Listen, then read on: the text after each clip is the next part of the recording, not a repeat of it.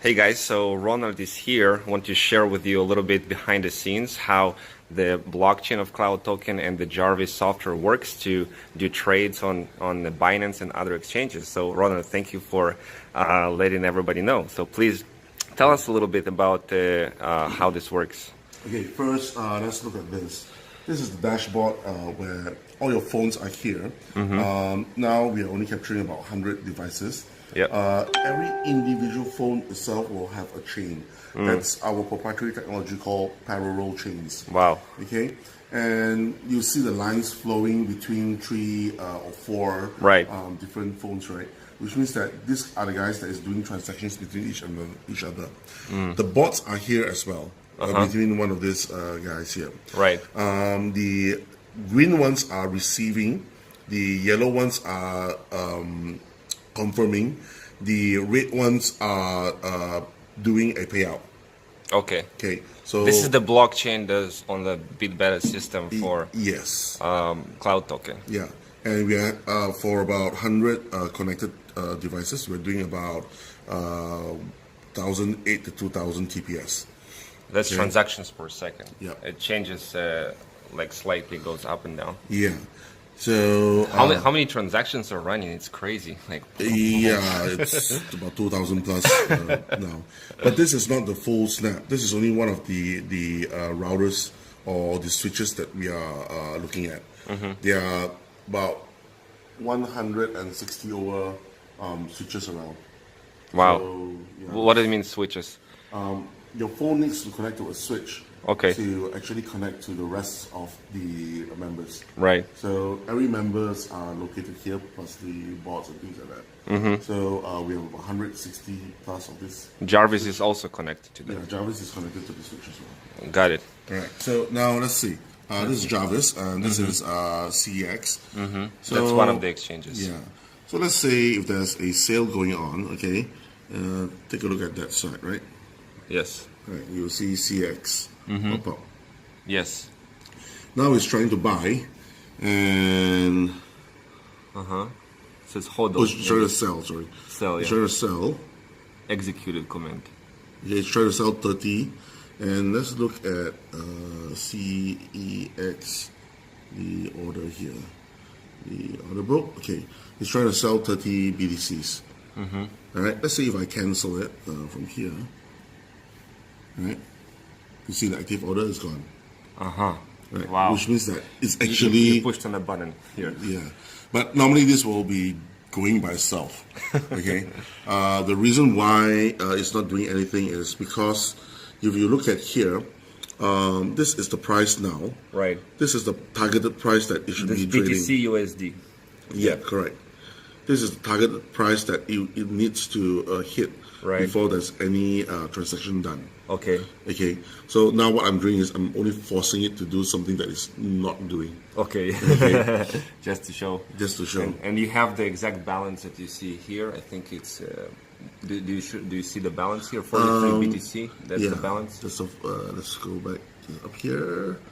Yeah, you have a bit more up. There you go.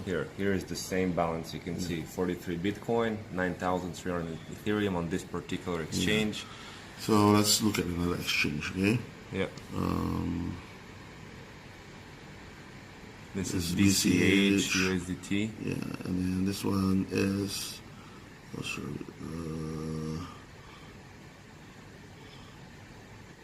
Wow, this is so awesome. Yeah, this is for the ETH USDT. So all of this is analyzing. Yeah.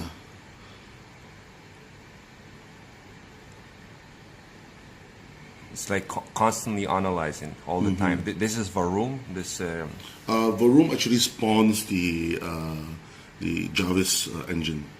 Yeah. Okay. Okay. So this is Binance. Yeah, I'm going to switch over to another Javis. Okay. Okay. So now this is Binance here. BTC USDT. So this is the current price, 7,447. Yeah, and this is the target price, right? Yeah. And we have this rating here, which tells how good this data is. It's like the rating, right? We have 400 BTCs here, so let's check. Do we have 400 BTC? So over here we have about 400 BTC. Okay. Yes. And we have about 3 million USDT. Right. So it's here. Okay. So same thing.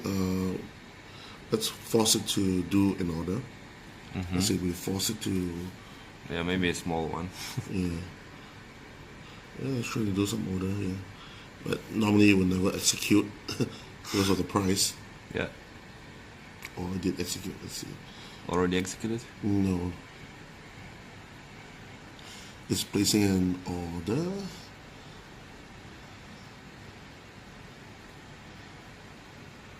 Wait, sometimes we have to refresh this.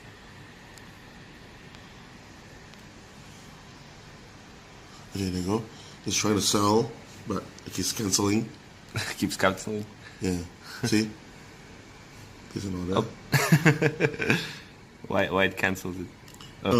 It's trying to find the best price to sell it at. Ah, okay. Got it. Yeah. Yeah, it shows and disappears.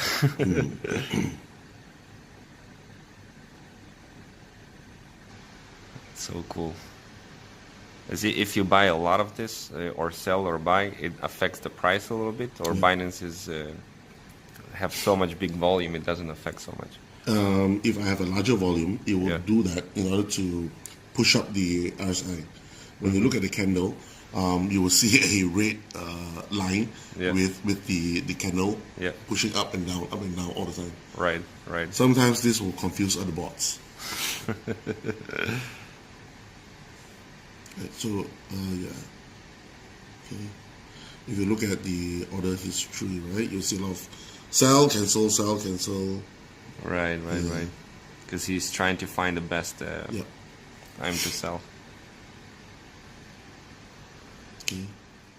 And you told me yesterday that you were able to catch this big move of Bitcoin recently, 6,200 to like 7,300. So we got in at here. At 6,200, something like that. Let's see, what's the number here? Yeah, 6,100 plus, and we sold it here about 6,000. This is yesterday. Yesterday, yes. Yeah, we sold it about 6,003 plus here. 7,300. 7,003. Yeah. That's a lot. That's a lot of capture growth. So basically now we are at 7,005, right? Yeah. But we had the orders for this. Actually, we sold a bit. So it's no longer 400. So it traded a bit. And does it do a lot of trades? Yeah, we had 2 orders coming in. So we had 2 orders that we placed out. If you look at the order history, let's push it down. Okay, let's hide the other pairs. So we bought it at 6,009 and 7,001, right? Yeah. So 200, 200. So the average is about 7,000. And we did a sale just now. Okay. Let's push it up. Yeah, there was some sale at 7,053. 919. Yeah, but just a bit. 919 Bitcoin. No, total of this is USDT. Oh, okay. Yeah.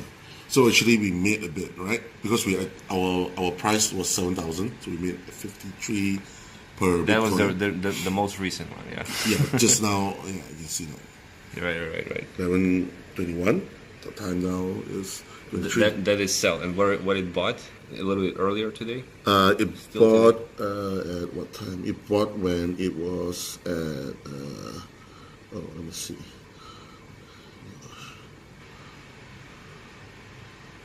I hate the interface for Binance.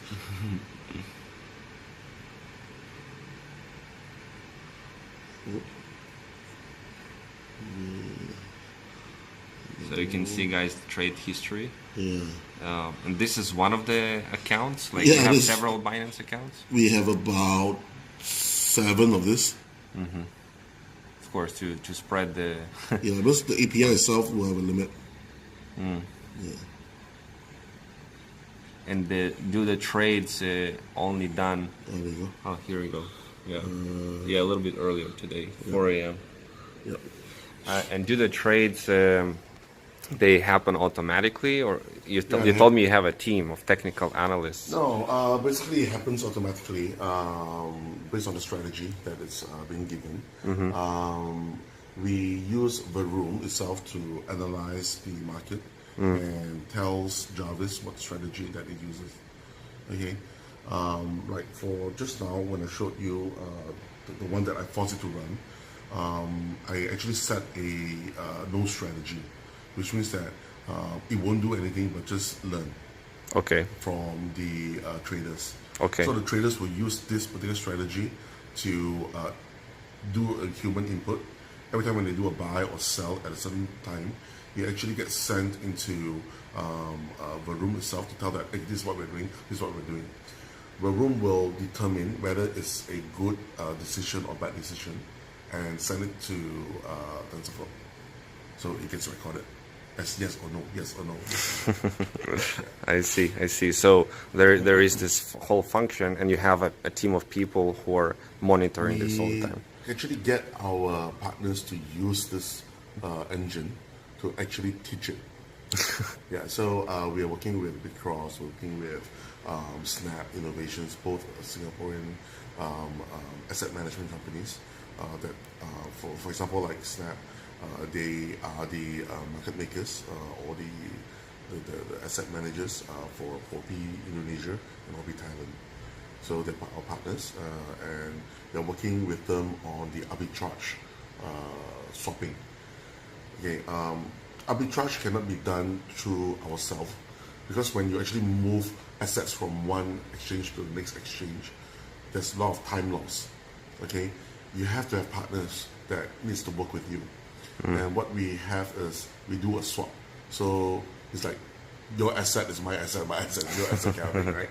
But we jointly own the asset of these few exchanges that we can actually do the arbitrage with. Cool. Guys, we're going to go right now a little bit more detail of how this works.